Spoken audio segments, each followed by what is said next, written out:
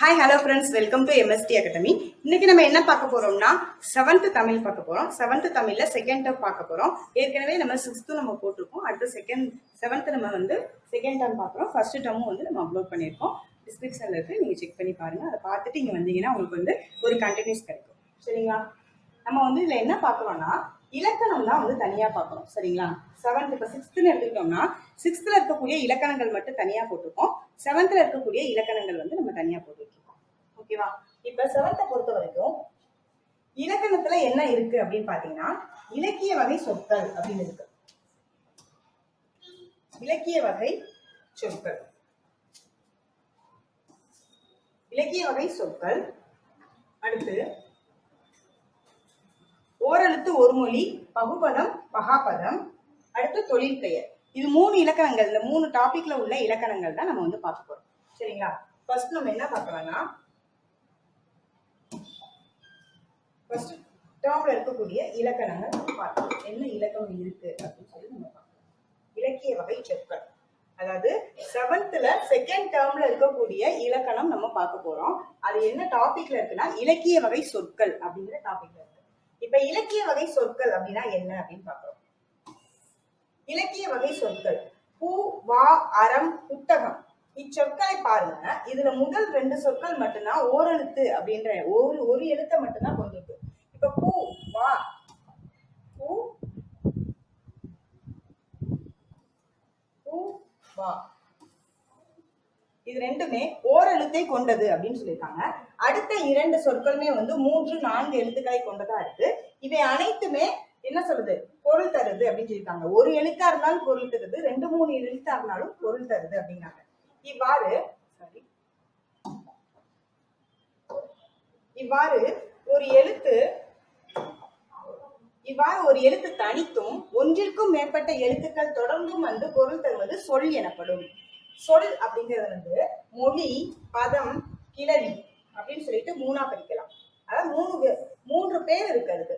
அதாவது சொல்லுன்ற சொல் அப்படின்னா மட்டும் நமக்கு பொருள் கிடையாது. மொழினாலும் சொல்லுதான், பதம்னாலும் சொல்லுதான், கிளவினாலும் சொல்லுதான். சரிங்களா? இது ஒரு ஓல்டு கொஸ்டின்ல கேட்டிருந்தாங்க. பொருந்தாதது எது அப்படின்னு சொல்லி கேட்டிருந்தாங்க. இது எல்லாமே கொடுத்து, இது 3ஐ கொடுத்து இன்னொன்னு பொருந்தாத ஒரு வார்த்தையை கொடுத்து கேட்டிருந்தாங்க. ஸோ கவனமா பார்த்துக்கணும். கிளவி அப்படிங்கிறது எந்த லா வருது அப்படின்னு சொல்லி பார்த்துக்கோங்க. பொது லகரம் வருது. சரிங்களா? பொது லகரம் போட்ட கிளவி அப்படிங்கிற சொல்லுக்கு தான் சொல் அப்படிங்கிற பொருள் இருக்கு. ஓகே, நெக்ஸ்ட் இலக்கண முறைப்படி பெயர் சொல், வினைச்சொல், இடைச்சொல், உரிச்சொல் என சொற்கள் 4 வகைப்படும் என்பதை ஏற்கனவே நம்ம பார்த்திருக்கோம். அதாவது இலக்கண முறைப்படி சொல் எத்தனை வகைப்படும்? 4. இலக்கிய வகைப்படி எத்தனை வகைப்படும் கேட்டாலும் 4 தான் வரும். சோ இலக்கண முறைப்படி பெயர் சொல், வினைச்சொல், இடைச்சொல், உரிச்சொல் என சொற்கள் 4 வகைப்படும் அப்படிங்கிறத பார்க்கிறோம். அதே மாதிரி இலக்கிய வகையில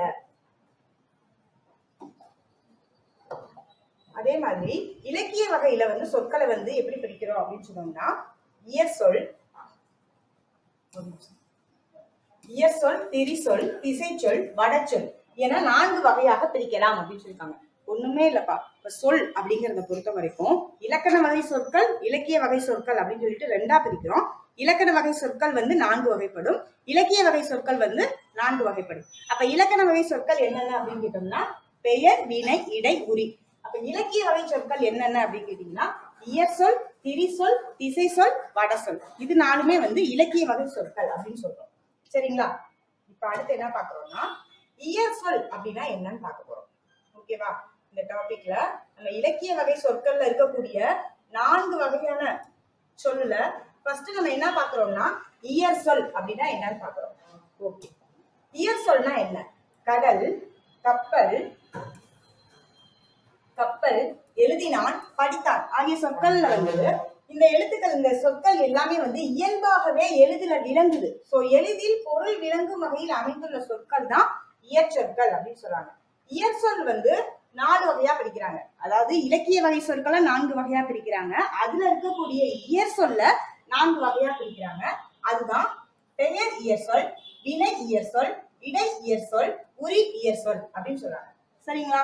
இப்ப மண், பொன் இது ரெண்டும் பாத்தீங்கன்னா அது ஒரு பெயரை குறிக்கிறதுனால இது பெயர் இயற்சொல்னு சொல்றாங்க. அப்ப பெயர்னு சொல்லிட்டு பார்த்துட்டா இயற்சொல்னா என்னது? எல்லாருக்கும் விளங்குற மாதிரி இருக்கக்கூடிய சொல்லுதான் இயற்சொல் அப்படின்னு சொல்றாங்க. அடுத்து நடந்தான் வந்தான் அப்படின்னு சொல்லிருக்காங்க. இது ஒரு வினையை குறிக்குது, ஒரு செயலை குறிக்குது. சோ அத வந்து நம்ம வினை இயற் சொல். நடந்தான் அப்படிங்கிறது எல்லாருக்குமே புரிஞ்ச ஒரு சொல்லுதான். அது வினையை குறிக்கிறதுனால அது வினை இயற் சொல் அப்படின்னு சொல்றாங்க. அடுத்து அவனை அவனால் அப்படிங்கிற இடைச்சொற்கள் வந்திருக்கு. இப்ப அவனை அப்படிங்கறத நீங்க பிரிக்கும் போது எப்படி பிரிக்கலாம்னா அவன் கூட்டல் ஐ. சரிங்களா? இந்த ஐ அப்படிங்கிறது ஒரு இடைச்சொல். இங்க அவன் கூட்டல் ஆள். சரிங்களா? அப்ப அவன் கூட்டல் ஆள் வந்திருக்கா. சோ அப்ப இந்த ஆள் அப்படிங்கிறது இடைச்சொல் அப்படிங்கிறாங்க. அதனாலதான் அத இடை இயற் சொல் அப்படின்னு சொல்றோம். அடுத்து மாநகர். அப்ப மா அப்படிங்கிற எழுத்து வந்து உரிச்சொல். அந்த மாநகர் அப்படிங்கிற ஒரு எல்லாருக்கும் புரியக்கூடிய ஒரு சொல்லுல இருக்கிறதுனால மாங்கிற எழுத்தும் வந்திருக்கிறதுனால அது உரி இயற் சொல் அப்படின்னு சொல்றாங்க. ஓகேவா? ஓகே, நெக்ஸ்ட் திரிசொல் அப்படின்னா என்னன்னு பாக்குறோம். இதுதான் நம்ம வந்து இயற் சொல் அப்படின்னா கூட பொதுவா வந்து நம்ம யூஸ் பண்ற சொல். நம்ம வழக்கமா நம்ம வந்து பேசுற சொல்ல வந்து இயற் சொல், எல்லாருக்குமே புரியுறது இயற் சொல் பார்த்துட்டோம். அடுத்த திரிசொல் அப்படிங்கிறப்ப கொஞ்சம் கவனமா பார்க்கணும். திரிசொல் அப்படிங்கிறது வந்து இப்ப பாத்தீங்கன்னா வங்கூல், அழுவம்,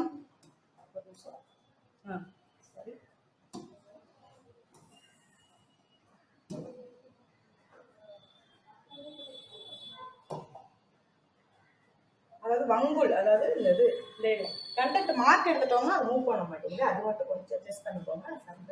ஓகேவா? திரிசொல் அப்படிங்கறத பொறுத்த வரைக்கும் வங்கூல், மங்கூல், அழுவம், சாற்றினான், உருப்பயன் ஆகிய சொற்களை வந்து பார்க்கும்போது எப்படி இருக்குன்னா இச்சொற்கள் இலக்கியங்களில் பயின்று வரும் சொற்கள். இலக்கியங்கள்ல பயின்று வரும் சொற்கள் தான் இலக்கிய வகை சொற்கள் அப்படின்னு நம்ம பார்த்திருக்கோம். அதுவுமே இலக்கியங்கள்ல பயின்று வரக்கூடிய முறையே, அதாவது கற்றோருக்கு மட்டுமே விளங்குபவையாக இருக்கக்கூடிய இலக்கியங்களில் மட்டுமே பயின்று வருபவையாகவும் அமையும் சொற்கள் திரிச்சொற்கள் எனப்படும் அப்படின்னு சொல்லியிருக்காங்க. திரிச்சொற்கள் அப்படின்னா என்னன்னா படிச்சவங்க மட்டும்தான் அந்த சொல்லுக்கான அர்த்தத்தை வந்து தெரிஞ்சுக்க முடியும். அதுதான் வந்து திரிசொல். சரிங்களா? வேற ஒண்ணுமே கிடையாது. இப்ப நம்ம பார்த்திருக்கோம் அழுவம்னா என்னன்னு பார்த்திருக்கோம், கடல்னு பார்த்திருக்கோம் இல்லையா? அதே மாதிரி மங்கூல்னா என்னன்னு பார்த்திருக்கோம், காற்று அப்படின்னு நம்ம படிச்சிருக்கோம். சரிங்களா? சோ இத பத்தி நம்ம படிக்காதவங்களுக்கு இந்த அழுவம்னா கடல். சரிங்களா? சோ சாற்றினான்னா சொன்னான்னு அர்த்தம். சரிங்களா? சாற்றினான் அப்படின்னா சொன்னான். இங்கே இருக்கும்னு நினைக்கிறேன். இந்த இடத்துல சொன்னான் அப்படின்னு சொல்லியிருக்காங்க. சரியா? அதே மாதிரி உரு பயன் அப்படின்னா மிகுந்த பயன் அப்படின்னு அர்த்தம். சரிங்களா? உரு பயன் அப்படின்னா மிகுந்த பயன் அப்படிங்கிற பொருள் தருது. அப்ப இதெல்லாம் எப்படி வந்து உங்களுக்கு தெரியுது அப்படின்னு சொன்னோம்னா கற்றவங்களால மட்டும் புரிந்து கொள்ளக்கூடியதுனால இருக்கிற மாதிரி இருக்கிறதுனால இத வந்து திரிசொல் அப்படின்னு சொல்றாங்க. சரியா? நெக்ஸ்ட் இப்ப திரிசொல்ல பொறுத்த வரைக்கும் நம்ம திரிசொல்னா என்னன்னு பார்த்துட்டோம். ஆனா முக்கியமா நம்ம என்ன பார்க்கணும் அப்படின்னு சொன்னோம்னா அந்த திரிசொல்ல பெயர் திரிசொல், இந்த திரிசொல்லையும் 4 வகை இருக்கு. பெயர் திரிசொல், வினை திரிசொல், இடைத்திரிசொல், உரி திரிசொல் அப்படின்னு சொல்லிட்டு 4 வகையான திரிசொல் இருக்கு.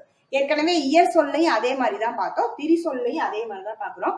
ஒரு சொல்ல நம்ம பார்க்கும்போது அது வந்து என்னவா இருக்கு அப்படின்னு சொல்லி பார்க்கணும்.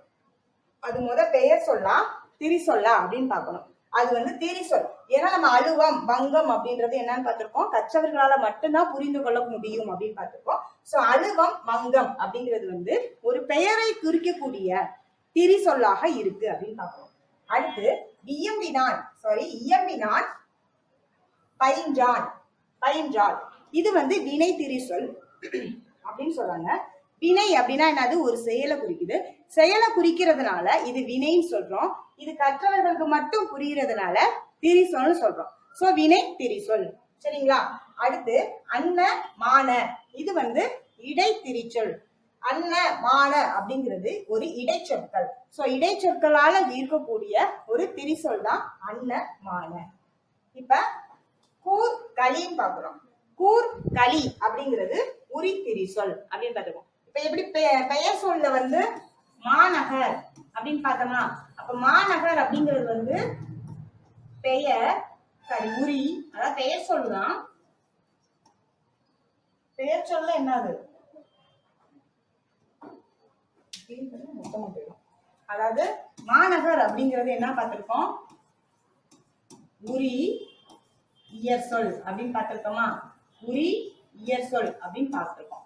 அதே மாதிரி கூர் களி அப்படிங்கிறது உரி திரி சொல். ஏன் இதை திரி சொல்னு சொல்றோம் அப்படின்னு சொன்னோம்னா, கூர்னா வந்து மிகுதியானது அப்படின்னு சொல்லிட்டு அர்த்தம் ஒண்ணு இருக்கு அப்படின்னு சொல்லிட்டாங்க. கூர்னா வந்து கூர்மையானது அப்படிங்கிறதும் அர்த்தம் இருக்கு. இந்த திரி சொற்கள் பல திரி சொற்கள் அப்படின்னு சொல்லியிருக்காங்க. சோ கூர் களி அப்படிங்கிறத பொறுத்த வரைக்கும் உரி சொற்களா இருக்கிறதுனால இது வந்து உரி திரி சொல் அப்படின்னு சொல்றோம். சரிங்களா? நெக்ஸ்ட், திரி சொற்களை ஒரு பொருள் குறித்த பல திரி சொற்கள் எனவும் பல பொருள் குறித்த ஒரு திரி சொல் எனவும் ரெண்டு வகையா பிரிக்கலாம் அப்படின்னு சொல்லியிருக்காங்க. சரிங்களா? அப்ப ஒண்ணுமே இல்ல, திரி சொல்ல பொறுத்த வரைக்கும் ஒரு பொருள் தரும், ஆனா அது பல திரி சொற்கள்ல குறிப்பிடலாம். இப்ப ஒரு எக்ஸாம்பிளுக்கு சொல்லுவாங்க, இதுலயே இருக்கு. இப்ப பாத்தீங்கன்னா பல பொருள் குறித்த ஒரு திரி சொல் எனவும் ரெண்டு வகைப்படுத்துறாங்க. ஃபார் எக்ஸாம்பிளுக்கு வங்கம், வங்கம், அம்பி, நாவாய், இதெல்லாம் வந்து எதை குறிக்குது அப்படின்னு சொன்னோம்னா, கப்பல் என்னும் ஒரே பொருளை தருவதால் ஒரு பொருள் குறித்த பல திரி சொல் அப்படின்னு சொல்றாங்க. இதுவே இதழ் அப்படிங்கிற ஒரே ஒரு சொல்ல எடுத்தோம்னா அது பூவின் இதழாவும் இருக்கலாம், உதடாவும் இருக்கலாம். கண் இமை, கண் இமைக்கும் என்ன பேர் தான் சொல்லியிருக்காங்க? இதழ் தான் சொல்லியிருக்காங்க, ஞாபகம் வச்சுக்கணும். பனை ஏடு, பனை ஏடுனாலும் இதழ் தான். சரிங்களா? அதே மாதிரி நாளிதழ், இதுவும் வந்து என்னது? இதழ் அப்படிங்கிற சொல்லுக்கு வரக்கூடிய பல பொருட்கள் இருக்கு. அப்ப ஒரு சொல் பல பொருட்களை தருகிறது. சோ இதுதான் வந்து ஒரு பொருள் தரும், ஒரு பொருள் குறித்த, அதாவது பல பொருள் குறித்த ஒரு திரி சொல் அப்படின்னு சொல்லியிருக்காங்க. சரிங்களா? அடுத்து திசை சொல் பார்க்கலாம். இப்ப இந்த இதழ் பொறுத்த வரைக்குமே வந்து இதுல இல்லாதது எதுன்னு சொல்லி கூட கொஸ்டின்ஸ்ல வந்து வைக்கலாம். சோ நல்லா பார்த்துக்கோங்க. பூவின் இதழ், உதடு, கண்ணிமை, பனை ஏடு, நாளிதழ், இது எல்லாமே இதழ் என்னும் சொல்லுக்குரிய பொருள். சரிங்களா? பல பொருள் குறித்த ஒரு திரி சொல் தான் இந்த இதழ் அப்படிங்கிறது. நெக்ஸ்ட், திசை சொல்னா என்னன்னு பார்க்கணும். சரிங்களா? திசை சொல் அப்படின்னா என்னன்னா, சாவி, ஜன்னல், பண்டிகை, ரயில், இது இந்த முதலிய சொற்களை தமிழில் வழக்கில் இருந்தாலும் இவை தமிழ் சொற்கள் கிடையாது. இது எல்லாமே என்னது? தமிழ் சொற்கள் கிடையாதுன்ட்டாங்க. நம்ம டக்குன்னு சாவி ஏடு, ஜன்னலை திறந்து வைன்னு சொல்றோம், ஆனா அது தமிழ் சொல்லே கிடையாது. அப்ப எது தமிழ் சொல்லி பார்ப்போம். பிற மொழிகளில் இருந்து வந்து தமிழில் வழங்கி வருபவையாகும். இவ்வாறு வடமொழி தவிர பிற மொழிகளில் இருந்து வந்து தமிழில் இடம்பெறும் சொற்கள் திசை சொற்கள் எனப்படும் அப்படின்னு சொல்லியிருக்காங்க. முற்காலத்தில் பாண்டி நாட்டை தவிர தமிழ்நாட்டின் பிற பகுதிகளில் வழங்கிய கேணி, கிணறு, பெற்றம், பசு போன்ற சொற்களையும் திசை சொற்கள் அப்படின்னே சொல்லியிருக்காங்க. சரியா? அப்ப கேணி, பெற்றம், இது ரெண்டுமே என்ன சொல்லுதான்? திசை சொல்லுதான். இது எங்க வந்து எந்த நாட்டை தவிர அப்படின்னு சொன்னோம்னா பாண்டி நாட்டை தவிர. ஏன்னா பாண்டி நாட்டுல இது ஒரு வழக்கமான சொல்லாவே இருக்கு. ஆனா மத்த ஏரியாக்கள்ல இதை வந்து ஒரு திசை சொல் அப்படின்னு சொல்லியிருக்காங்க. சோ தமிழ்நாட்டை தவிர, பாண்டி நாட்டை தவிர தமிழ்நாட்டின் பிற பகுதிகளில் வழங்கிய இந்த சொற்கள் வந்து திசை சொற்கள் சொல்லியிருக்காங்க. இதையும் கூட ஒரு காரணம் குற்றுல கேட்கறதுக்கு வாய்ப்பு இருக்கு. ஓகேவா? இப்ப இது என்ன? சாவி, சன்னல், பண்டிகை, ரயில், இது நாலுமே வந்து தமிழ் சொல் கிடையாதுன்ட்டாங்க. சன்னல் அப்படிங்கிறது வந்து நான் ஓல்டு தமிழ் புக்ல படிச்ச ஞாபகம் இருக்கு. போர்ச்சுகீசிய சொல் அப்படிங்கிறது மட்டும் தான் எனக்கு இப்போதைக்கு ஞாபகம் இருக்கு. இந்த எழுத்துக்கள் என்னென்ன வார்த்தை எங்க இருந்து வந்துச்சு அப்படிங்கிறது உங்களுக்கு தெரிஞ்சுன்னா கமெண்ட் பண்ணுங்க. ஓகேவா? எனக்கு இதுக்கு தெரியல, இது எங்கெங்க இருந்து வந்துச்சு அப்படிங்கிறது எனக்கு தெரியல. உங்களுக்கு தெரிஞ்சிச்சுன்னா கமெண்ட் பண்ணுங்க. ஓகேவா? இது சாவி, பண்டிகை, ரயில், ஆனா இது மட்டும் எனக்கு கன்ஃபார்மா தெரியும், இது வந்து ஒரு போர்ச்சுகீசிய சொல் அப்படிங்கிறது மட்டும் எனக்கு தெரியும். சரிங்களா? காலதர் அப்படிங்கிறதா இதுக்கான கரெக்டான தமிழ் வார்த்தை. கால் அதர். கால்னா காற்று, கால்னா காற்று, அதர்னா வழி. நம்ம பழைய புக்ல இருக்கக்கூடிய விஷயங்களையும் வந்து நம்ம தெரிஞ்சு வச்சுக்கணும். அங்கங்க வந்து அப்ளை பண்ண முடிஞ்சா அப்ளை பண்ணிக்கிறது நல்லது. சரிங்களா? அடுத்து என்ன பாக்குறோம்? வட சொல்னா என்னன்னு பாக்குறோம். அடுத்து வட சொல்னா என்னன்னு பாக்குறோம். வருடம், மாதம், வருடம், மாதம், மாதம் கமலம் விடம் சக்கரம் முதலிய சொற்கள் தமிழில் வழக்கில் இருந்தாலும் இவை தமிழ் சொற்கள் கிடையாது அப்படின்ட்டாங்க. எப்படி நம்ம சாவி சன்னல்லாம் வந்து தமிழ் சொற்கள் கிடையாதுன்னு நம்ம சொன்னாங்களோ அதே மாதிரி வருடம் மாதம் கமலம் விடம் சக்கரமும் தமிழ் சொற்கள் கிடையாது. இவை வடமொழி எனப்படும் சமஸ்கிருத மொழி சொற்கள் ஆகும் அப்படின்னு சொல்லி கொடுத்துறாங்க. இவை வந்து வடமொழி எனப்படும் சமஸ்கிருத சொற்கள்.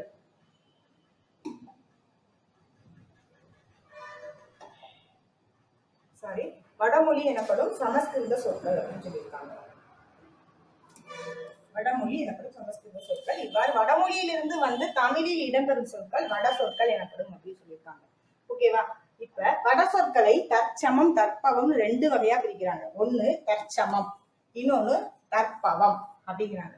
சோ இப்ப கமலம் அலங்காரம் என வடமொழியில் இருப்பது போன்றே தமிழில் எழுதுவதை தற்சமம் என்பாங்க. ஒண்ணுமே இல்ல, சமம்னா நம்ம என்னது ஈக்குவல்னு ஞாபகம் வச்சுக்கோங்க. இப்ப கமலம் அப்படின்னு இருக்குன்னா அது அப்படியே கமலம் அப்படின்னு நீங்க எழுதுனீங்கன்னா அது வந்து தற்சமம். சரிங்களா? ஓகே. அடுத்து என்னது? அடுத்து தற்பவம் அப்படின்னு சொல்றாங்க. தற்பவம்னா என்னது? லக்ஷ்மி என்பதை லக்குமி என்றும் விஷம் என்பதை விடம் என்றும் தமிழ் எழுத்துக்களால் மாற்றி எழுதுவதுதான் தற்பவம் அப்படின்னு சொல்றாங்க. இப்ப லக்ஷ்மி அப்படிங்கறத நம்ம என்ன பண்ணிருக்காங்க? லக்குமி அப்படின்னு எழுதியிருக்காங்க. சரிங்களா? சோ இத வந்து தற்பவம் அப்படின்னு சொல்லிருக்காங்க. இப்ப நம்ம கம்பராமாயணத்துல கூட கம்பர் வந்து வால்மீகியை காப்பி பண்ணி எழுதும்போது இலக்குவனன் அப்படின்னு தான் எழுதினாரு அப்படின்னு நான் படிச்சிருக்கேன். சரிங்களா? இங்க நான் அதை வந்து யூஸ் பண்ணி பாக்குறேன். ஏன்னா தற்பவம் அப்படிங்கிறது என்னன்னா வடமொழியில இருக்கக்கூடியதை நம்ம தமிழ் மொழி படுத்துறது. சரிங்களா? முதலா வந்து வடமொழிய வந்து தமிழ் படுத்தினது கம்பர் தான் அப்படின்னு சொல்லுவாங்க. சரிங்களா? அடுத்து இப்ப இவ்வளவுதான் வந்து நம்ம ஃபர்ஸ்ட், அதாவது செகண்ட் டேர்ம்ல இருக்கக்கூடிய 7th செகண்ட் டேர்ம்ல இருக்கக்கூடிய இயல் 1ல இருக்கக்கூடிய இலக்கணம் மட்டும் நம்ம பார்த்துருக்கோம். ஓகேவா? அடுத்து நம்ம அடுத்த இலக்கணம் பார்ப்போம். இதுக்கு கீழே வேற எதுவும் இருக்கான்னு பாத்துக்கிறேன். இந்த பெண் எடுத்தா இது உருவாக மாட்டேங்குது. அது ஒண்ணுதான் இங்க கொஞ்சம் நெக்ஸ்ட் இதுல இருந்து நம்ம சரி பண்ணிக்கலாம். சோ அவ்வளவுதான். இந்த இலக்கிய வகை சொற்கள் வந்து முடிஞ்சிருச்சு. இதுல என்னென்ன பார்த்திருக்கோன்றது மட்டும் திரும்ப ஒரே ஒரு தடவை கடகடன்னு சொல்லிடுறேன். இலக்கிய வகை சொற்கள் அப்படின்னா என்னன்னு பாக்குறோம். இலக்கிய வகை சொற்கள்னா ஒண்ணுமே இல்லை. இதை வந்து 4 வகையாக வந்து பிரிக்கிறாங்க. இயற்சொல், திரிசொல், திசைசொல், வடசொல் அப்படின்னு சொல்லியிருக்காங்க. இயற்சொல், திரிசொல், திசைசொல், வடசொல் என 4 வகையா பிரிக்கிறாங்க. இயற்சொல்னா எல்லாருக்குமே தெரிஞ்ச மாதிரி இருக்கிறது தான் வந்து எல்லாருக்கும் புரியுற மாதிரி இருக்கிறது இயற்சொல்னு சொல்றாங்க. திரிசொல்னா என்ன சொல்றாங்க? திரிசொல்னா கற்றவர்களுக்கு மட்டுமே புரியுது அப்படின்னு சொன்னோம்னா திரிசொல் அப்படின்னு சொல்றாங்க. அதுலயுமே பெயர், வினை, இடை, உரி அப்படின்னு சொல்லிட்டு இயற்சொல்லுக்கும் பாக்குறோம், திரிசொல்லுக்கும் பாக்குறோம். சரிங்களா? அடுத்து என்ன சொல் பார்த்திருக்கோம்? திசை சொல் அப்படின்னு பார்த்திருக்கோம். திசை சொல்னா சாவி, சன்னல், பண்டிகை இந்த மாதிரி இருக்கிறது வந்து நமக்கு வந்து திசை சொல் அப்படின்னு சொல்றாங்க. இது தமிழ்ல இருந்தாலும் ஆனா அது தமிழ் மொழி சொல் கிடையாது அப்படின்னு சொல்லியிருக்காங்க. கேள்வி கிணறு மட்டும் பாண்டி நாட்டை தவிர அப்படிங்கிற ஒரு மென்ஷன் பண்ணியிருக்காங்க. பாண்டி நாட்டை தவிர மற்ற இடங்கள்ல அந்த திசை சொற்களா வந்து பயன்படுத்துறாங்க. வட சொல் அப்படின்னா வந்து 2 வகைப்படுது. தற்சமம், தற்பவம் சொன்னாங்க. தற்சமம் அப்படின்னா ஒண்ணுமே இல்லை, இருக்கிறது அந்த வடமொழி கலந்து இருந்தாலும் கூட இல்ல வேற மொழிகள்ல இருந்தா கூட அதை அப்படியே எழுதுறது. வடமொழியில இருப்பது போன்றே தமிழ்ல எழுதுவது, எந்த மொழியினாலும். சரிங்களா? தமிழ்ல எழுதுவது வந்து தற்சமம் அப்படின்னு சொல்றாங்க. தற்பவம் அப்படின்னா வந்து அதை வந்து மாத்தி எழுதுறது வந்து இப்ப லக்குமி, லக்ஷ்மி அப்படிங்கறத வந்து லக்குமி அப்படின்னு வந்து மாத்தி எழுதுறத தற்பவம் சொல்றாங்க. அவ்வளவுதான் இப்ப அர்த்தம் படிச்சிருக்கோம். ஓகேவா? நெக்ஸ்ட் என்ன பார்க்கணும் பார்த்தோம்னா அடுத்த இயல்ல இருக்கக்கூடிய இலக்கணம் மட்டும் பார்க்க போறோம். ஓகேவா? ஓகே. அடுத்து ஓரெழுத்து ஒரு மொழி, பகுபதம், பகாபதம் அப்படின்னு சொல்லிட்டு நம்ம இயல் 2ல இருக்கக்கூடிய 7th செகண்ட் டேர்ம்ல இயல் 2ல இருக்கக்கூடிய பார்க்க வந்து நம்ம பார்க்கணும். ஓரெழுத்து ஒரு மொழி, பகுபதம், பகாபதம். அப்ப ஓரெழுத்து ஒரு மொழினா என்னப்பா? ஓகே, ஒரே ஒரு எழுத்து தான் இருக்கும், ஆனா அதுல பொருள் இருக்கும். ஓகேவா? இ,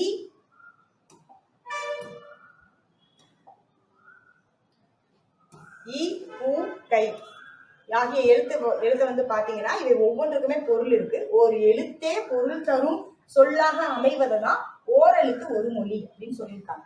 ஓகேவா? இப்ப நன்னூல் என்னும் இலக்கண நூலை எழுதிய பவனந்தி முனிவர் தமிழில் 42 ஓரெழுத்து ஒரு மொழிகள் இருப்பதாக ஒரு மொழிகள் இருக்கு அப்படின்னு சொல்லிட்டு யார் சொல்லியிருக்காங்க? நன்னூலை எழுதின பவணந்தி முனிவர் சொல்லியிருக்காரு.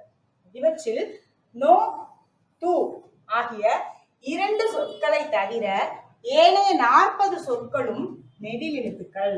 எல்லாம் ஞாபகம் வச்சுக்கோங்க. 40 சொல்லுமே என்ன சொல்லுதான்? நெடில் எழுத்துக்கள் தான், சொல் கிடையாது, எழுத்து. சரிங்களா? 40 எழுத்து அப்படின்னாலும் அது ஒரு சொல்லதானே குறிக்குது. சோ ஏனைய 40 சொற்களும் நெடில் எழுத்துக்கள். இந்த 2 மட்டும் என்னது அப்படின்னு சொன்னோம்னா குறில் எழுத்து. சரிங்களா? இந்த 2 மட்டும் என்னது? நோ, து. இந்த 2 எழுத்து மட்டும் நமக்கு குறில் எழுத்தா வரும். இதை யார் சொல்லியிருக்காங்கன்னா நன்னூலை எழுதிய பவணந்தி முனிவர் தான் சொல்லியிருக்காரு. ஓகேவா? இப்ப இதான்ப்பா முக்கியமான பாயிண்ட். இந்த பாக்ஸை மனப்பாடம் பண்றது ரொம்ப முக்கியம். சோ ஓரெழுத்து ஒரு மொழிகளும் அவற்றின் பொருளும் அப்படிங்கிறது பார்க்க போறோம். சரிங்களா? மொத்தம் எத்தனை எழுத்து இருக்கு? 42 எழுத்து இருக்கு. எல்லா எழுத்துக்களுமே எப்படிதான் இருக்கு பாருங்க. எல்லா எழுத்துமே ஓரெழுத்து ஒரு மொழியில நெடில் எழுத்தா மட்டும்தான் இருக்கு. 2 எழுத்து மட்டும் குறிலா இருக்கு. அதனால நோட் பண்ணி வச்சுக்கோங்க. நோ, நோய் அப்படிங்கிறதும், தூ அப்படின்னா உன் அப்படிங்கிறது தான் என்னது அப்படின்னு சொன்னீங்கன்னா குறில் எழுத்து அப்படின்னு சொல்லியிருக்காங்க. நான் சொல்றேன். ஆ அப்படின்னா பசு. சரிங்களா? ஆனா பசு, ஈனா ஈதல் அப்படின்ற மாதிரி ஞாபகம் வச்சுக்கோங்க. ஈனா ஈதல் அப்படின்னா கொடுத்தல் தானே. சோ கொடு அப்படிங்கிறாங்க. ஊ அப்படிங்கிறது ஆ அப்படின்னாவே நம்ம பழைய தமிழ் புக்ல, அதாவது 11th 12th ஆ, அதாவது ஆன்னு சொல்லிட்டே ஒரு பாடம் இருக்கு. ஆவா ஆமா அப்படின்னு சொல்லிட்டு பசுவை சொல்லுவாங்க அப்படின்னு சொல்லி நான் படிச்சிருக்கேன். ஒரு கதை புக்ல இருக்கிற மாதிரி படிச்ச மாதிரி ஒரு ஞாபகம் இருக்கு. இதுக்கு பாருங்க, செக் பண்ணி பாருங்க. ஆ அப்படிங்கிறது பசு. இது நம்ம பழைய காலத்துல இருந்தே முன்ன வாழ்ந்தவங்க, அதாவது நம்மளோட மூத்தோர்கள் எல்லாமே பசுவை ஆ அப்படின்னு தான் சொல்லியிருக்காங்க. சரிங்களா? ஆமா அப்படிங்கிறது காட்டு பசுவா, ஆமா அப்படிங்கிறது ஒரு பசுவை குறிக்கக்கூடிய சொல்லுதான். சரிங்களா? அடுத்து ஆ அப்படின்னா பசு. சரிங்களா? அடுத்து ஈ அப்படின்னா ஈதல், கொடுக்கிறது. ஊனா இறைச்சி, ஊன் அப்படின்னு ஞாபகம் வச்சுக்கோங்க. ஏ அப்படின்னா அம்பு. ஏன்னா அம்பு. அதே மாதிரி ஏகலைவன் அப்படின்னா அம்பு விடுவதில் சிறந்தவன் அப்படின்னு சொல்லி நம்ம படிச்சிருக்கோம். சோ ஏ அப்படின்னா அம்பு. ஐ அப்படின்னா தலைவன். தலைவன், ஐ தலைவன் வந்துட்டாண்டா அப்படின்னு சொல்லுவோம்ல, ஐ தலைவன் வந்துட்டாண்டா அப்படிங்கிற மாதிரி ஞாபகம் வச்சுக்கோங்க. ஓ அப்படின்னா மதகு நீர். மதகு நீரை பொறுத்த வரைக்கும் மதகு நீர் எப்படி கொட்டும், அப்படியே ஓலமிடுற மாதிரி, அந்த தண்ணியோட சவுண்ட் எப்படி இருக்கும், அப்படியே ஓலமிடுற மாதிரி இருக்குமா. சோ ஓ அப்படின்னா மதகு நீர் ஞாபகம் வச்சுக்கோங்க. மதகு நீர் தாங்கும் பலகை. மதகு நீர் தாங்கும் பலகை தான் ஓ அப்படின்னு சொல்லி ஞாபகம் வச்சுக்கோங்க. அதாவது அந்த மதகு நீர் நமக்கு நீர் அப்படி கொட்டும் போது அப்படியே ஓன்னு சவுண்ட் கேட்கிற மாதிரி அப்படியே ஒரு சின்ன அப்படியே கொஞ்சம் கொஞ்சமா ஞாபகம் வச்சுக்கிட்டீங்கன்னா கண்டிப்பா நம்ம ஆப்ஷன்ஸ் பார்க்கும்போது ஞாபகம் வந்துடும். கா அப்படின்னா சோலை. காகம்லாம் எங்க இருக்கும்? சோலையில தானே இருக்கும்.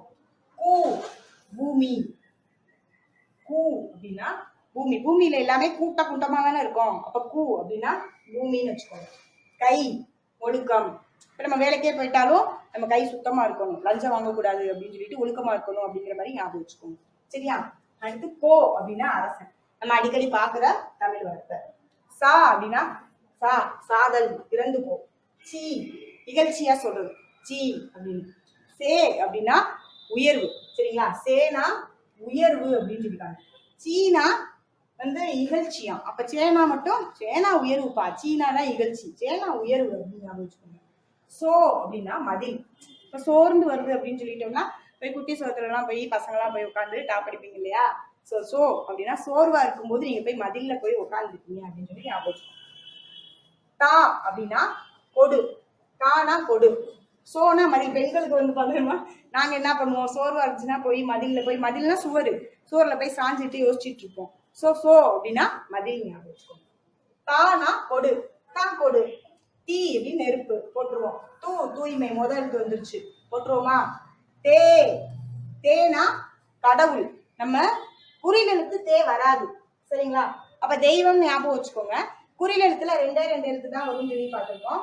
நோவும் தூவும் மட்டும் தான் வரும். அப்ப தேனா தான் தெய்வம் சொல்லிட்டு ஞாபகம் வச்சுக்கோங்க. அடுத்து தைனா தக்கிறது. ஓகே, சூப்பர், நல்லது. நாவு, நானா நாவு. நீ அப்படின்னா முன்னிலை ஒருமை. சரிங்களா? ஒருத்தனை மட்டும் இருந்துச்சுன்னா அது முன்னிலை ஒருமைன்னு சொல்லுவோம். நே, நேசம்னு வச்சுக்கோங்க. நே, நேசம், அன்பு. சரியா? இப்ப நை, அந்த குடும்பம் நல்லா தான்ப்பா இருந்துச்சு, இப்ப நஞ்சு போச்சுப்பா அப்படின்னு சொல்லுவோம்ல. அப்ப அந்த நைங்கிறதே வந்து நம்ம ஓரல் உருமொழியில இருக்கக்கூடிய பழமொழி, அதாவது அந்த எழுத்து தான், அந்த பொருள் தான், அதாவது இழிவாயிடுச்சு அப்படிங்கிற மாதிரி. சரிங்களா? அப்ப இழிவு அப்படின்னு, நை அப்படின்னா ஒரு மாதிரி நஞ்சு போச்சு, இழிவாயிடுச்சு அப்படின்னு சொல்லி ஞாபகம் வச்சுக்கோங்க, ஒரு ஷார்ட்கட்காக. சரியா? நோ அப்படின்னா நமக்கு எப்பவுமே வறுமை வரவே கூடாதுப்பா, நோ. சரிங்களா? வறுமை வரவே கூடாது அப்படின்னு சொல்லி ஞாபகம் வச்சுக்கோங்க. பா அப்படின்னா பாடல், வெண்பா, சிறுபா, இந்த மாதிரி பாடல் அப்படின்னு சொல்லி ஞாபகம் வச்சுக்கோங்க. பூ மலர் போட்டுருவோம். பே அப்படின்னா மேகம். மேகத்துல இருந்து தான் என்ன ஆகும்? மழை பெய்யும். சரிங்களா? அப்ப மேகத்துல இருந்து மழை பெய்யுது, அப்ப பெய்யுது, பேய் அப்படின்னு ஞாபகம் வச்சுக்கோங்க. பை அப்படின்னா இளமை. இளமையா இருக்கிற யூத் கேர்ள்ஸ் தான் வந்து பை போட்டு போவாங்கன்னு சொல்லிட்டு ஞாபகம் வச்சுக்கோம், ஒரு சும்மா ஷார்ட்கட்காக. ஏன் அப்ப முதியவர்கள் போடக்கூடாதா அப்படின்னு கேட்கக்கூடாது. பை அப்படின்னா இளமை அப்படின்னு சொல்லி ஞாபகம் வச்சுக்கோங்க. போ அப்படின்னா சரி போ, போயிட்டு வா, பை. மா, மாமரம். மீ, வான். மீ மிசை ஏகினான் மிலாவடி சேர்ந்தான், அதான் எனக்கு ஞாபகம் வருது. அப்ப மீ அப்படின்னா என்ன அர்த்தம்? வான் அப்படின்னு அர்த்தம். மூ அப்படின்னா அது முதல்தே வந்துருச்சு, மூப்புன்னு வச்சுக்குவோம். மே அப்படின்னா அன்பு. மே மாசத்துல நம்ம லீவ்ல இருப்போமா, அப்ப ஃபேமிலியோட ரொம்ப அன்பா இருப்போம்னு சொல்லிட்டு ஞாபகம் வச்சுக்கோங்க. சரியா? மை அப்படின்னா அஞ்சனம். அஞ்சனம்ங்கிறதே என்னது? கண்மை தான். கண்மைக்கு நமக்கு 11th 12th பழைய புக்கு தான் எனக்கு ஞாபகம் வருது. அஞ்சனம் அப்படிங்கிறது கண்மைன்னு சொல்லிட்டு சொல்லும் பொருளும்லயே வந்து கொடுத்துருக்காங்க. ஓகேவா? மோ அப்படின்னா முகத்தை மோந்து பாரு. அப்ப இந்த எழுத்துல இருந்து தான் நமக்கு எல்லா வார்த்தையுமே வந்திருக்கு. இதுதான் வந்து வேர்ச்சொல். சரிங்களா? இந்த வேர்ல இருந்து தான் நமக்கு நிறைய வந்து இந்த வார்த்தைகள்லாம் வந்திருக்கு பாருங்க. மோ அப்படின்னா முகத்தல் அப்படின்னு சொல்றோம். யா அப்படின்னா அகலம். யா, இப்ப யானை வந்து அகலமா இருக்கனால கூட அதுக்கு யானைன்னு பேர் வந்திருக்கலாம். சரிங்களா? அப்ப அகலம், யானா அகலம். வா, வா வா வா வா, அழைத்தல். வி, மலர். இங்க ஏற்கனவே ஒரு மலர் பார்த்தோம்ல, பூ. பூனாலும் மலர் பார்த்தோம். மலரோட ஸ்டேஜ்கள்ல வந்து வி அப்படிங்கிறது ஒரு ஸ்டேஜ் தான். மொட்டு, அரும்பு, முகை, மொட்டு, அரும்பு, மலர், அலர், வி, செம்மல். இது எல்லாமே பூவோட 7 நிலைகள் அப்படின்னு சொல்லி பார்த்திருக்கோம். அதுல வி அப்படிங்கிறதும் மலர் தான். வை அப்படின்னா புல்லு. சரி, புல்ல கொண்டு வந்துட்டியா, அங்கக்குள்ள வைப்பா அப்படி ஞாபகம் வச்சுக்குவோம். சும்மா அப்புறம் 42 எழுத்து எப்படி நம்ம ஞாபகம் வச்சுக்கிறது? புல்லு, வை. சரியா? புல்ல கொண்டு வந்து வை. Cover, cover. இப்ப கல்யாணத்துல கவர் வந்திருக்கு அப்படின்னு சொன்னோம்னா வவ், இந்த ஒரு எழுத்து மட்டும்தான் அவுல வரும். பாருங்களேன், அவு அப்படிங்கிறது வந்து இந்த ஒரு எழுத்து மட்டும்தான் வரும். சரிங்களா? அப்ப வவ். அப்படி எல்லாத்துலயுமே ஒரு எழுத்து தாங்க வருது அப்படிங்கிறீங்களா? சரி, அவுல வந்து கவர் அப்படின்னு சொல்லிட்டு ஞாபகம் வச்சுக்கோங்க. அவு, கவர் வந்துருச்சியா, நல்லா அப்படியே கவிட்டு போக வேண்டியதான் அப்படின்னு சொல்லி ஞாபகம் வச்சுக்கோங்க. நோ அப்படிங்கிறது வந்து குறில்ல வரும். குறில்ல வரக்கூடிய எழுத்துக்கு நெடில்ல வந்து பொருள் வந்திருக்கு. நோ அப்படின்னா நோய். சரிங்களா? நோ குறிலுக்கு நோய் தான் அர்த்தம். தூ அப்படின்னா உன் அப்படின்னு அர்த்தம். இப்ப துய்ப்பது அப்படிங்கிறதுலாம் இந்த வார்த்தையில இருந்து கூட வந்திருக்கலாம். சரிங்களா? தூ அப்படின்னா உன். சரிங்களா? இதுவே வந்து ஊ அப்படிங்கிறது ஊன், இறைச்சிக்கு போயிடும். இது வந்து உன் அப்படின்னு சொல்லி ஞாபகம் வச்சுக்கோங்க. சாப்பிடணும். தூனா சாப்பிடுறது. சரிங்களா? ஓகே, இந்த 42 எழுத்துல ஓரளவுக்கு எனக்கு தெரிஞ்ச வரைக்கும் ஷார்ட்கட் சொல்லியிருக்கேன். சரிங்களா? அதை ஃபாலோ பண்ணிக்கோங்க. அடுத்து இதை பார்த்தீங்கன்னா இதை க்ளோஸ் பண்ணாதான் இது மூவ் ஆகுது. சரி, ஓகே. பகுபதம். அடுத்து நம்ம என்ன பார்க்க போறோம்னா பகுபதம் பார்க்க போறோம். அப்ப இதுல நம்ம என்ன பார்த்துக்கிட்டு இருக்கோம் அப்படின்னா, ஓரல் டு ஒரு மொழி நம்ம 42 எழுத்து வந்து இருக்கு. பவளந்தி முனிவர் வந்து சொல்லியிருக்காரு. 42 எழுத்துக்கள் இருக்கு அப்படின்னு சொல்லி பார்த்திருக்கோம். பவளந்தி முனிவர் சொன்னாரு அப்படின்னு சொல்லிட்டு நம்ம பார்த்திருக்கோம். இதுல 2 எழுத்துக்கள், 40 எழுத்துக்கள் வந்து நெடில் எழுத்துக்களாகவும் 2 எழுத்துக்கள் வந்து குறில் எழுத்தாகவும் இருக்கு அப்படின்னு பார்த்திருக்கோம். அடுத்து நம்ம பார்க்க போறது பகுபதம் பார்க்க போறோம். பகுபதம் முடிச்சுட்டு பகாபதம் அப்படின்னு பார்க்க போறோம். சரிங்களா? சரி, பகுபதம்னா என்ன? பதம்னா நம்ம என்ன பார்த்திருக்கோம்? சொல்லுன்னு பார்த்திருக்கோமா? பகுனா என்ன அப்படின்னா பகுக்கக்கூடியது. பகுக்கக்கூடிய பதம் தான் பகுபதம். சரிங்களா? வேலன் படித்தான். பெண் எடுக்கணும், இதை கிளிக் பண்ணணும். இல்ல, இதை க்ளோஸ் பண்ணிட்டு கிளிக் பண்ணணும். சரி, ஓகேவா? சரி, வந்து வேலன் படித்தான் ஆகிய சொற்களை கவனியுங்கள். இதுல வந்து வேலன் என்னும் சொல்லை வேல் கூட்டல் அன் என பிரிக்கலாம். சோ படித்தான் என்னும் சொல்லை படி கூட்டல் இத்து கூட்டல் இத்து கூட்டல் ஆண் என பிரிக்கலாம். இவ்வாறு சிறு சிறு உறுப்புகளாக பிரிக்கும் வகையில் அமையும் சொற்களை பகுபதங்கள் அப்படின்னு சொல்லி சொல்றோம். பிரிக்கப்படும் உறுப்புகளை பகுபதங்கள், பிரிக்கப்படும் உறுப்புகளை பகுபத உறுப்புகள் என சொல்றோம். அப்ப இந்த உறுப்புகளுக்கு பேரு பகுபத உறுப்புகள். சரியா? அடுத்து அந்த பகுபதத்துல என்னென்ன பதம் இருக்குன்னு பார்க்கலாம். பதம்னா என்னது சொல்லுன்னு பார்த்துட்டோம். அதுல பெயர் பகுபதம், வினை பகுபதம், பகுபத உறுப்புகள், இது ரெண்டையும் பார்க்க போறோம். பகுபதத்துல வந்து பெயர் பகுபதம்னா என்னன்னு பார்க்கிறோம். பகுபதமாக அமையும் பெயர் சொல், பகுபதமாக அமையும் பெயர் சொல், பகுபதமாக அமையும் பெயர் சொல் பெயர் பகுபதம் ஆகும். இதனை பொருள், இடம், காலம், சினை, பண்பு, தொழில் என 6 வகைப்படுத்துவர். அப்ப பெயர் பகுபதம் வந்து எத்தனை வகைப்படும்? 6 வகைப்படும் அப்படின்னு சொல்லியிருக்காங்க. பொருள், இடம், காலம், சினை, பண்பு, தொழில் என 6 வகைப்படும் அப்படின்னு சொல்லியிருக்காங்க. சோ பொருளை பொறுத்த வரைக்கும் இப்ப பொன்னன் அப்படின்னு இருக்கு அப்படின்னு சொன்னா பொன் கூட்டல் அண்ணன் சொல்லிட்டு பிரிக்கலாம். அப்ப இது பிரிக்க முடிஞ்சாவே அது என்னதான்? பகுபதம் தான். ஓகே, பகுபதம். அடுத்து அது என்ன வகையான பகுபதம் சொல்றோம் பாக்குறோம். அப்ப பார்த்தோம்னா இது வந்து பொன் அப்படிங்கிறது ஒரு பொருளை குறிக்கிறதுனால இது வந்து பொருள், அதாவது பொருளை குறிக்கிறதுனால இது பொருளை குறிக்குது. அதனால இது வந்து பகுபதம். பெயர் பகுபதத்துல இது ஒரு பொருளை குறிக்கக்கூடிய பெயர் பகுபதம் சொல்றாங்க. சரிங்களா? இடம் அப்படிங்கிறது வந்து நாடன், நாடு கூட்டல் அன், இது எல்லாமே பெயரை தான் குறிக்குது. சித்திரையான், கண்ணன், இனியன், உழவன், இது எல்லாமே வந்து பெயர் பகுபதம் தான். அந்த பெயர் பகுபதத்துல எத்தனை வகை? 6 வகையா இருக்குன்னு சொல்றாங்களா, அந்த 6 வகைக்கு தான் இந்த எடுத்துக்காட்டு. சரிங்களா? நாடன் அப்படிங்கிறது இடத்தை குறிக்குது, சித்திரையான்ங்கிறது காலத்தை குறிக்குது, கண்ணன்ங்கிறது சினையை குறிக்குது, இனியன்கிறது பண்பை குறிக்குது, உழவன்கிறது அவங்க செய்யக்கூடிய தொழிலை குறிக்குது. இது எல்லாமே பிரிக்கக்கூடியதுனால இத பகுபதம் சொல்றாங்க, பெயர் பகுபதம் சொல்றோம். சரிங்களா? அடுத்து வினை பகுபதம். வினை பகுபதம்னா என்ன?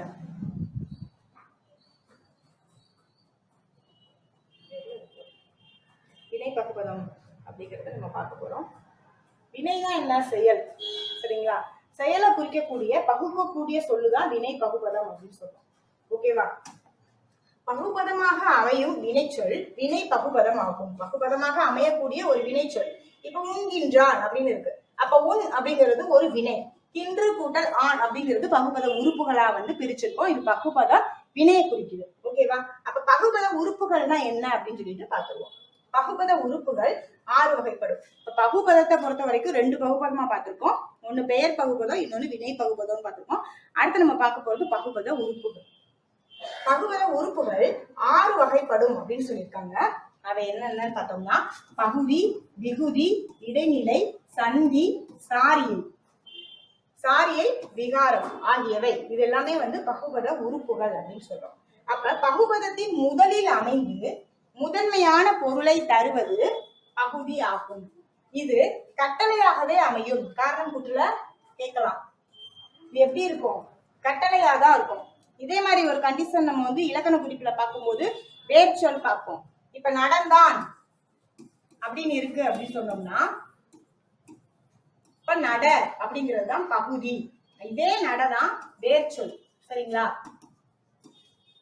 ஒரு ஓல்டு கொஸ்டின்ல வேர்ச்சொல் மட்டுமே அந்த பக்கம் ஃபுல்லா கேட்டிருந்தாங்க. 4 கொஸ்டின் தொடர்ந்து வேர்ச்சொல் என்ன கேட்டாங்க. ஒரே ஒரு கண்டிஷன் தான் வேர்ச்சொல்லை பொறுத்த வரைக்கும். வேர்ச்சொல் எப்பவுமே கட்டளையா இருக்கும். அந்த கட்டளை தான் பகுதியாவும் இருக்கும். சரிங்களா? ஓகே. இப்ப நடந்தான் அப்படின்னா நட அப்படிங்கிறது தான் வந்து என்னது? பகுதியும் நடதான், வேர்ச்சொல்லும் நடதான். பகுபதத்தின் இறுதியில் அமைந்து ஏதாவது ஒரு சொல்லோட பகுபதம் பிரிக்கக்கூடிய ஒரு சொல்லோட இறுதியில் அமைந்து திணை, பால் ஆகியவற்றையோ முற்று, எச்சம் ஆகியவற்றையோ காட்டுவது விகுதி ஆகும். இப்ப நான் எடுத்துக்கிட்ட மாதிரியே நடந்தான் அப்படிங்கிற எழுத்த நம்ம வார்த்தையை நம்ம எடுத்துக்கிட்டோம்னா இதுல இருந்து நமக்கு என்ன தெரியுது? ஆண் முடிஞ்சிருக்கா, அப்போ அது ஒரு ஆண் பால் அப்படின்னு தெரியுது. சரிங்களா? அப்ப இறுதியில் அமைந்து அது வந்து என்ன திணை? ஆண் அப்படின்னா அது உயர்த்திணை தான். சரிங்களா? நடந்தான்னா மனிதன் தான் நடந்திருப்பான். அப்ப மனிதன் வந்து உயர்த்திணை. இப்ப பால் அப்படின்னு சொல்றாங்க. பாலை பொறுத்த வரைக்கும் அது ஆண் பாலா பெண் பாலான்னு சொல்றோம். இதுல ஆண் பாலை காமிக்குது.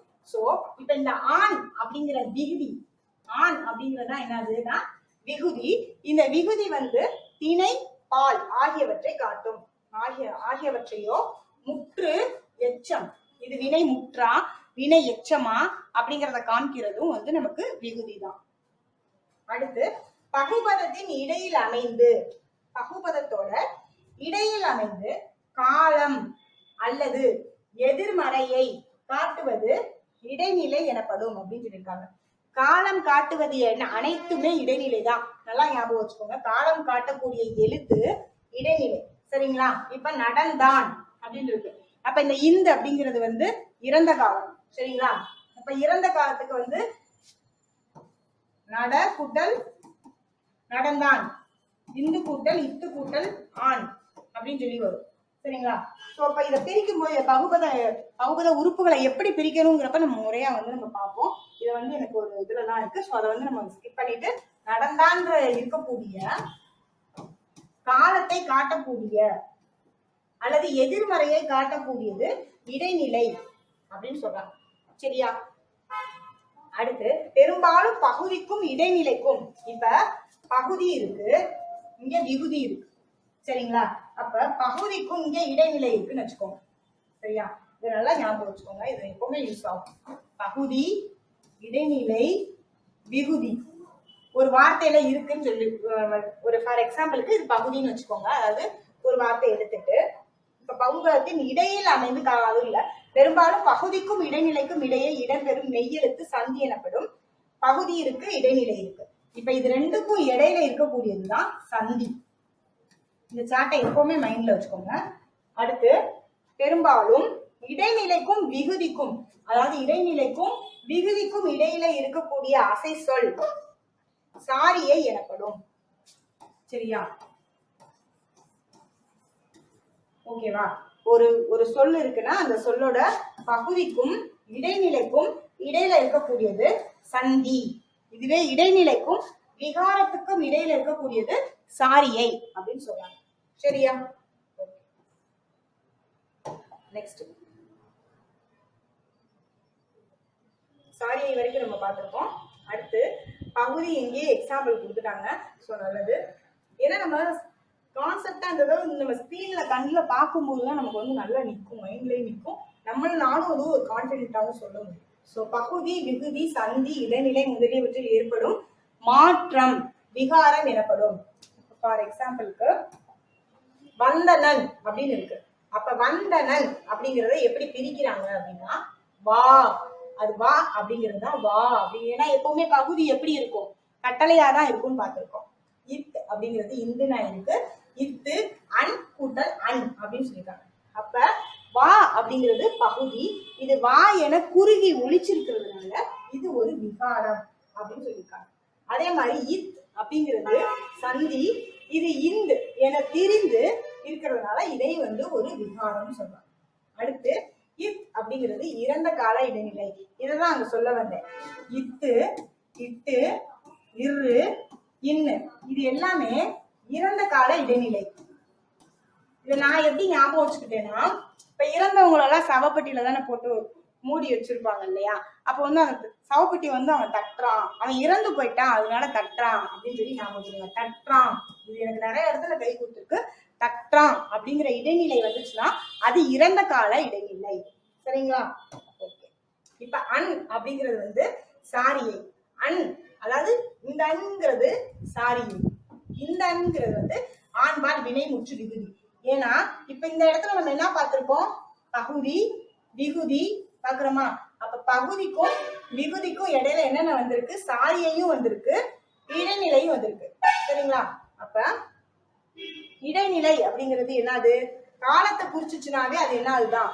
இடைநிலை தான். அப்ப இத்து இங்க இருக்கா? இத்துன்றது வந்து என்னது? இடைநிலை. ஓகேவா? இந்த அன் அப்படிங்கிறது விகுதி, இந்த வாங்கிறது பகுதி. சரிங்களா? இதுதான் பகுபத உறுப்புகள் அப்படி சொல்லுவாங்க. பகுபத உறுப்புகளும் 6 வகைப்படும். நெக்ஸ்ட் பகாபதம். இப்ப நம்ம பார்த்தது பகுபதம் முடிச்சிட்டோம். அடுத்து நம்ம பார்க்க போறது பகாபதம். பகாபதம்னா பகுக்க இயலாத பதம், பகுக்க முடியாத வார்த்தையை தான் பகாபதம் அப்படின்னு சொல்றாங்க. அப்ப மரம், பெண் எடுக்கணும், மரம், கழனி, உன், எழுது ஆகிய சொற்களை கவனியுங்கள். இவற்றை மேலும் சிறிய உறுப்புகளாக பிரிக்க முடியாது. இப்ப மரம் இருக்கு, இதை எப்படி நம்ம பிரிக்க முடியாது. இவ்வாறு பகுபத உறுப்புகளாக பிரிக்க முடியாத சொல் பகாபதம் எனப்படும். இவை அடிச்சொல், அதாவது அடிச்சொல் அல்லது வேர் சொல்லாக இருக்கும் அப்படின்னு சொல்லியிருக்காங்க. அடிச்சொல்லா இருக்கும் அல்லது வேர் சொல்லாக இருக்கும். நோட் பண்ண வேண்டிய பாயிண்ட் தான். அடிச்சொல்லாவும் அல்லது வேர் சொல்லாவும் பகாபதம் இருக்கும். பெயர் வினை இடை உரி, பெயர் வினை இடை உரி ஆகிய 4 வகை சொற்களிலும் பகாபதங்கள் இருக்கு அப்படின்னு. ஏற்கனவே பகுபதத்திலே நம்ம பெயர் வினை இடை உரி அப்படிங்கிற பகுபதம் பார்த்திருக்கோம். அதே மாதிரி பகாபதம். சரிங்களா? இப்ப பெயர் பகாபதம். இப்ப நிலம் பிரிக்க முடியாது, இந்த வார்த்தைகள் எல்லாமே பிரிக்க முடியாது. சோ இது பகாபதம். நிலம், நீர், நெருப்பு, காற்று இது எல்லாமே பெயர் பகாபதம். நட, வா, படி, வாள். இப்போ ஒரு வார்த்தையை நம்ம எடுக்கிறோம்னா அது பிரிக்க முடிஞ்சுச்சுன்னா பகுபதம், பிரிக்க முடியலைன்னா பகாபதம். அது பெயரா இருந்துச்சுன்னா பெயர் பகுபதம் அல்லது பெயர் பகாபதம். வினையா இருந்துச்சுன்னா வினை பகுபதம் அல்லது வினை பகாபதம். அதே மாதிரி இடை சொற்களாக இருந்துச்சுன்னா இடை பகுபதம், பிரிக்க முடிஞ்சா இடை பகுபதம், பிரிக்க முடியலைன்னா இடை பகாபதம். முறி பகாபதம். உரு, தவ, நனி, கலி இது எல்லாத்தையும் நம்ம இப்ப ஊரு அப்படின்னு பிரிக்க முடியுமா? பிரிச்சா பொருள் தரணும், அப்ப பொருள் தரல, அப்ப இது பகாபதம். சரிங்களா? அவ்வளவுதான். இப்ப இவ்வளவுதான் நம்ம பார்த்திருக்கோம். இது 7th நம்ம இயல்ல முடிச்சிட்டோம். அடுத்து நம்ம அடுத்த இயல் தான் பார்க்க போறோம். சோ இது வரைக்கும் என்ன பார்த்தோங்கிறத ஒரு கிளான்ஸ் பார்த்துருவோம். அதாவது இந்த இயல்ல மட்டும் என்னென்ன பார்த்தோங்கிறது பார்த்துருவோம். ஓகே, ஓரெழுத்து ஒரு மொழினா என்னன்னு பார்த்திருக்கோம். ஓரெழுத்து ஒரு மொழி 42ன்னு சொல்லி பார்த்திருக்கோம். 40 நெடில் எழுத்துக்கள், 2 குறில் எழுத்துக்கள் பார்த்திருக்கோம். பகுபதம்னா பகுக்கக்கூடியது, பகாபதம்னா பகுக்க இயலாதது அப்படின்னு சொல்லி பார்த்திருக்கோம். சரிங்களா? ஓகே, நெக்ஸ்ட் என்ன பார்த்தோம்? அதுலயேதான் 4 வகையா இருக்கு. பொருள், வினை, இடை, உரி அப்படின்னு சொல்லிட்டு 4ஆ பார்த்திருக்கோம். பெயர் பகாபதத்தை பொருள், இடம், காலம், சினை, பண்பு, தொழில்னு சொல்லிட்டு பெயர் பகுபதத்துக்கு மட்டும் பார்த்திருக்கோம். வினை பகுபதத்துல என்ன பார்த்திருக்கோம் அப்படின்னு சொன்னோம்னா வினைச்சொல், அதாவது பகுபதமாக அமையக்கூடிய வினைச்சொல் தான் வினை பகுபதம் பார்த்திருக்கோம். பகுபத உறுப்புகள் என்னென்ன பார்த்திருக்கோம்? பகுதி, விகுதி, இடைநிலை, சந்தி, சாரியை, விகாரம் இது எல்லாமே பகுபத உறுப்புகள்னு சொல்லி பார்க்கிறோம். சரிங்களா? பார்த்துட்டோம். ஓகே, பாஸ்ட் டென்ஸ் இறந்த காலம், சற்றான். சரியா? பெயர், வினை, இடை, உரி வகை, பகாபதத்துக்கும் 4 வகை பார்த்திருக்கோம். ஓகேவா? இப்ப நம்ம என்ன பார்க்க போறோம்னா அடுத்த இயல் பார்க்க போறோம். அடுத்த இயலை பொறுத்த வரைக்கும் இலக்கணம் மட்டும் நம்ம தொடர்ந்து பார்த்துக்கிட்டு இருக்கோம். ஸோ தொழிற்பெயர் பார்க்கலாம். ஓகேவா? இயல் 3ல இருக்கக்கூடிய தொழிற்பெயர் பார்க்கலாம். 7th term 2. ஓகேவா? உழவர் செய்யும் தொழில் உழுதல், தையல்காரர் செய்யும் தொழில் தைத்தல். இத்தொடர்களில் உழுதல், தைத்தல் என்பன செயல்களின் பெயர்களாக, உழுதல், தைத்தல் என்பன செயல்களின் பெயர்களாக அமைகின்றன. இவ்வாறு ஒரு செயலின் அல்லது வினைனாவே செயல்தான். வினைனாவே செயல்தான். அப்ப செயல்ங்கிறது இங்க என்னவா வந்திருக்கு? செயலின் அல்லது வினையின் பெயராக அமைவது தொழிற்பெயர் எனப்படும். தொழிற்பெயர் எண், இடம், காலம், பால் ஆகியவற்றை காட்டாது. First condition. தொழிற்பெயர் எப்பவுமே என்னப்பா, காலத்தையோ, இடத்தையோ, எண்ணையோ, பாலையோ, இதெல்லாம் என்ன, எண்ணுனா என்ன, இடம்னா என்ன அப்படின்னு சொன்னோம்னா எத்தனை பேரு செஞ்சாங்க, என்ன இடம் இப்ப தைத்தல் அப்படிங்கறதுல ஒரு இடம் அப்படிங்கிறது இல்ல. அப்ப பள்ளி அப்படின்னா ஒரு இடம் வரும்ல, அது மாதிரி இல்ல. காலம் அது தைத்தல், இப்ப தைக்கிறாங்களா, தச்சுக்கிட்டு இருக்காங்களா அப்படிங்கிறது நமக்கு இந்த இடத்துல காலத்தை காட்டக்கூடிய உறுப்பு எதுவுமே வராது. பால், அவன் ஆண் தச்சானா ஆண்பாலா பெண்பாலா அப்படிங்கிறது அந்த தொழில் பெயர்ல காட்டாது. ஓகேவா? படர்க்க இடத்தில் மட்டும் வரும். ஒரே ஒரு கண்டிஷன் தான். தொழில் பெயர் படர்க்கை இடத்தில் மட்டும் வரும். சரிங்களா? இதை மட்டும் ஞாபகம் வச்சுக்கோங்க. தொழில் பெயர் படர்க்கை இடத்தில் மட்டும் வரும். இப்ப எடுத்துக்காட்டுக்கு படித்தல், ஆடல், நடிப்பு, நடிப்பு, எழுதுதல், பொருத்தல்.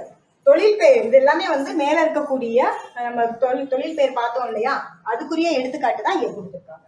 தொழில் பெயரை விகுதி பெற்ற தொழில் பெயர், முதல்நிலை தொழில் பெயர், முதல்நிலை திரிந்த தொழில் பெயர் அப்படின்னு சொல்லிட்டு வகைப்படுத்துறாங்க. ஓகே, நெக்ஸ்ட் நம்ம என்ன பார்க்க போறோம்னா விகுதி பெற்ற தொழில் பெயர்னா என்னன்னு சொல்லி பார்க்கணும். அப்ப விகுதி பெற்ற தொழில் பெயர் அப்படின்னா விகுதி இருக்கும். ஒரு தொழில் பெயர்ல விகுதி இருந்துச்சுன்னா அது வந்து விகுதி பெற்ற தொழில் பெயர் அப்படின்னு சொல்றாங்க. இப்ப நடத்தல் அப்படிங்கறத நீங்க பிரித்தீங்கன்னா இங்க வந்து விகுதி இருக்கு. உண்ணல், வாழ்வு, வாழ்க்கை இதுலலாம் வந்து பார்த்தோம்னா இந்த நட, உண், வாழ் ஆகிய வினை பகுதிகள்ல தல், அல், ஊ, அதாவது தல், அல், ஊ, கை இது எல்லாமே வந்து தொழில் பெயர்களாக அமையுது அப்படின்னு சொல்லியிருக்காங்க. இவ்வாறு வினை பகுதியுடன் தொழிற்பெயர் விகுதி சேர்ந்து வருவது விகுதி பெற்ற தொழில் பெயர் ஆகும் அப்படின்னு சொல்லியிருக்காங்க. தல், அல், அம், ஐ, கை, வை, கு, பூ, உ, தி, சி, வி, மை போன்றவை தொழில் பெயர் விகுதிகளாக வரும் அப்படின்னு சொல்லியிருக்காங்க. நான் படிக்கிறப்ப எப்படி படிச்சேன்னா கல்லல், அம்மை, கைவை, குபு, திசிவி, மை அப்படின்னா படிச்சேன். இது அப்படியே நம்ம திரும்ப திரும்ப நம்ம ஃப்ரெண்ட்ஸ் கிட்ட சொல்லிக்கிட்டு இருக்கும் போதே நமக்கு வந்து இந்த விகுதிகள் எல்லாமே வந்து நமக்கு ஞாபகம் வந்துடும். சரிங்களா? தள்ளல், அம்மை, கைவை, குபு, திசிவி, மை அப்படின்னு சொல்லிட்டு இது எல்லாமே தொழில் பெயருக்குரிய விகுதிகளாக வருது அப்படின்னு சொல்லியிருக்காங்க. சரியா? நெக்ஸ்ட் இதுக்கு எடுத்துக்காட்டு கொடுத்துருக்காங்க. என்ன எடுத்துக்காட்டு அப்படின்னு சொன்னோம்னா விகுதி பெற்ற தொழில் பெயருக்குரிய எடுத்துக்காட்டு கொடுத்துருக்காங்க. அதே மாதிரி நம்ம எதுலலாம் முடியும் சொல்லி பார்த்திருக்கோம். தள்ளல், அம்மை, கைவை, குபு, திசிவி இது எல்லாத்துலயும் இந்த தொழில் போன்றவை தொழிற்பெயர் விகுதிகளாக வரும். தொழிற்பெயரோட விகுதிகள் இது எல்லாமே. தருதல் அப்படின்னு இருக்கா, அப்ப இங்க தல் அப்படிங்கிறது. தள்ளல், அம்மை, கைவை, குபு, திசிவி, மை இதுக்குரிய எடுத்துக்காட்டு தான் இங்க கொடுத்துருக்காங்க. அப்ப செய்யாமை அப்படின்னு சொன்னோம்னா அது என்ன அப்படின்னு சொன்னோம்னா தொழிற்பெயர். சரிங்களா? இது மட்டும் கிடையாது, இதுல இருக்க எல்லாமே வந்து தொழிற்பெயர் தான். உணர்ச்சி தொழிற்பெயர். இது வந்து நம்ம அல்லுல முடிஞ்சிச்சுன்னா மட்டும்தான் தொழிற்பெயர் அப்படின்னு சொல்லிட்டு நம்ம வந்து ஒரு ஷார்ட்கட்காக நம்ம வச்சிருப்போம். ஆனா அல்லுல மட்டும் கிடையாது, அம்முல முடிஞ்சா கூட அது தொழிற்பெயர் தான். ஆட்டம், விலை, விலைங்கிறது என்னது ஒரு தொழிற்பெயர் தான். இப்ப இலக்கணம்லாம் வந்து உள்ளுக்குள்ள இருந்து தான் எடுத்து வைக்கிறாங்க. ஸோ வந்து நம்ம ரொம்ப கேர்ஃபுல்லா வந்து படிக்கணும், எதையுமே விட்டுறக்கூடாது. வருகை, பார்வை, போக்கு, நட்பு, மறைவு, மறதி, உணர்ச்சி, கல்வி, செய்யாமை இது எல்லாமே என்னது விகுதி பெற்ற தொழிற்பெயர் அப்படின்னு சொல்றோம். ஓகே, நெக்ஸ்ட் முதல்நிலை தொழிற்பெயர். அதாவது நம்ம என்ன பார்த்திருக்கோம், விகுதி பெற்ற தொழிற்பெயர், முதல்நிலை தொழிற்பெயர், முதல்நிலை திரிந்த தொழிற்பெயர்னு சொல்லிட்டு பார்த்திருக்கோமா. விகுதி பெற்ற தொழிற்பெயருக்கு நம்ம எடுத்துக்காட்டு பார்த்துட்டோம். அடுத்து நம்ம பார்க்க போறது முதல்நிலை தொழிற்பெயர் சொல்றோம். இப்ப வானில் இடி விழுந்தது, வானில் இடி விழுந்தது, சாரி விழுந்ததுன்னு சொல்லிட்டேன், இடித்தது. சோறு கொதி வந்தது. இதுல இடி, கொதி என்னும் சொற்கள் இடித்தல், கொதித்தல் என்னும் சொற்களின் பகுதிகளாக வந்திருக்கு. இந்த இடித்தல், கொதித்தல் இதுல இருக்கக்கூடிய பகுதிகளாக வந்திருக்கு. இவ்வாறு ஏவல் ஒருமை வினையாக அமையும் வினை சொற்களின் பகுதியை முதல்நிலை அப்படின்னு சொல்லியிருக்காங்க. சரியா? என்ன சொல்றாங்க நல்லா கவனிச்சுக்கோங்க, இந்த வரி ரொம்ப முக்கியம். ஏவல் ஒருமை வினையாக. இப்ப இதுல என்ன வந்திருக்கு, இடித்தல் அப்படின்ற அந்த இடி அப்படிங்கிறது வந்து இடித்தல், கொதித்தல் அப்படிங்கிற சொற்களோட பகுதிகள் தான் இந்த இடியும் கொதியும். சரியா? சோ இந்த மாதிரி ஏவல் ஒருமை வினையாக அமையும் வினை சொற்களின் பகுதியை முதல்நிலை என்பர். இப்ப முதல்நிலை எவ்வகை மாற்றமும் பெறாமல் தொழிற்பெயராக அமைவது முதல்நிலை தொழிற்பெயர் ஆகும் அப்படின்னு சொல்லியிருக்காங்க. இப்ப இந்த இடி அப்படிங்கிறது இடி அப்படின்னே வந்துட்டோம். கொதிங்கிறது கொதித்தல் அப்படிங்கிற சொற்களோட பகுதிகள் தான். சோ இது ஒரு ஏவல் ஒருமை வினையா இருந்துச்சுனாலும் அந்த வினைச்சொற்களோட பகுதியை வந்து முதல்நிலை சொல்றாங்க. சரியா? இப்ப பாத்தீங்கன்னா இப்ப நீங்க முதல்நிலை திரிந்த தொழிற்பெயரை பாத்தீங்கன்னா இது உங்களுக்கு புரியும். இப்ப முதல்நிலை திரிந்த தொழிற்பெயரை பாருங்களேன். தமிழ் படிக்கும் பேரு பெற்றேன் அப்படின்னு இருக்கான். தமிழ் படிக்கும் பேரு பெற்றேன் அப்படின்னு சொல்லியிருக்காங்க. அப்ப இங்க உணவின் சூடு குறையவில்லைன்னு சொல்லியிருக்காங்களா. இப்ப இந்த இடத்துல பேரு சூடு அப்படிங்கிற சொற்கள் வந்திருக்கு. அப்ப பெரு சுடு அப்படிங்கிற பகுதிகளோட முதல் எழுத்து தான் நீண்டு பேரு சூடு அப்படின்னு சொல்லி திரிந்து தொழில் பெயரா மாறி வந்திருக்கு. சோ இந்த மாதிரி முதநிலை, அதாவது இவ்வாறு முதநிலை திரிவதால் உருவாகும் தொழிற்பெயர் முதநிலை திரிந்த தொழிற்பெயர் அப்படின்னு சொல்றோம். இப்ப இங்க பாருங்க, இப்ப முதநிலை திரிந்த தொழிற்பெயரை இப்ப பாருங்க, உங்களுக்கு ஈஸியா இருக்கும். இப்ப என்ன சொல்லிருக்காங்க, இடி இடித்தது, கொதி வந்தது அப்படிங்கிற சொல்லு இது என்ன, அது முதநிலை எந்த மாற்றமுமே வராமல், முதநிலை எவ்வகை மாற்றமும் பெறாமல், முதநிலை எவ்வகை மாற்றமும் பெறாமல் தொழில் பெயராக அமைவதுதான் முதநிலை தொழில் பெயர். அப்ப இடி கொதி அப்படிங்கிற சொற்கள் முதநிலை தொழில் பெயராக வந்திருக்கு அப்படின்னு. இடினா இடித்தல், கொதினா கொதித்தல் அப்படிங்கிற சொல் அப்படியே வந்தனால இது முதநிலை தொழில் பெயர். இதுவே முதநிலை திரிந்த தொழில் பெயர். அதுக்கு முன்னாடி எடுத்துக்காட்டு என்ன சொல்லியிருக்காங்கன்னா, செல்லமாக ஓர் அடி அடித்தான், செல்லமாக ஓர் அடி அடித்தான் அப்படின்னு சொல்லியிருக்காங்க. அப்ப அதுல அடி அப்படிங்கிறது முதநிலை தொழிற்பெயர். அறிஞர் அண்ணா தம் பேச்சால் புகழ் பெற்றார், இந்த புகழ் அப்படிங்கிறது முதநிலை தொழிற்பெயர். இதுல விகுதி பெறாமல் தம் பொருளை உணர்த்துவது, அதாவது இந்த இதுல அடி அப்படிங்கிறது அடித்தல் அப்படிங்கிற தொழிற்பெயர்ல தான் குறிக்குது, சரிங்களா? ஆனா இந்த இடத்துல என்ன வரல, விகுதி வரல, அதனால அது முதநிலை தொழிற்பெயர் அப்படின்னு சொன்னாங்க. இப்ப முதநிலை திரிந்த தொழிற்பெயரை பொறுத்த வரைக்கும், இப்ப பேரு பெற்றேன், உணவில் சூடு குறையவில்லை ஆகிய சொற்களை பெறும்போது பெரு சூடு அப்படிங்கிற பகுதிகளோட முதலெழுத்து நீண்டு பேரு சூடு அப்படிங்கிற திரிஞ்சிருக்கு. அப்ப திரிந்து வருவதனால இது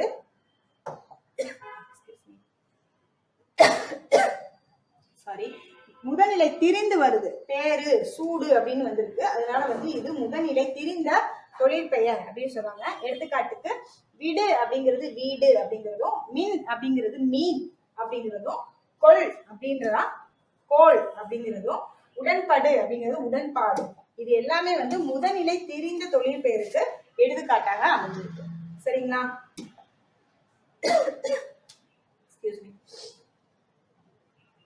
இப்ப இதுல இருக்க பின்னாடி இருக்க எக்ஸசைஸ் நீங்க செஞ்சு பாருங்க. நம்ம 7th term 2ல இருக்கக்கூடிய இயல் 1, 2, 3 நம்ம பார்த்துட்டு இருக்கோம். இதுல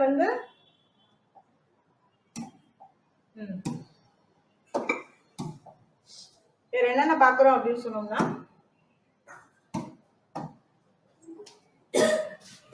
இரண்டாம் பருவத்துல 7th தமிழ்ல இலக்கணம் மட்டும் நம்ம பார்த்திருக்கோம். ஸோ இலக்கணம் நமக்கு தனியாவே போடுறோம். 6th 7th 8th 9th 10th சொல்லிட்டு வரிசையா போட்டுட்டு இருக்கோம். ஸோ 6th நம்ம ஆல்ரெடி அப்லோட் பண்ணிட்டோம். பார்க்காதவங்க போய் டிஸ்கிரிப்ஷன்ல செக் பண்ணி பார்த்துக்கோங்க. 7th 3rd term நம்ம அப்லோட் பண்ணுவோம். இதோட கண்டினியூஸஸ். ஓகேவா? Thank you so much.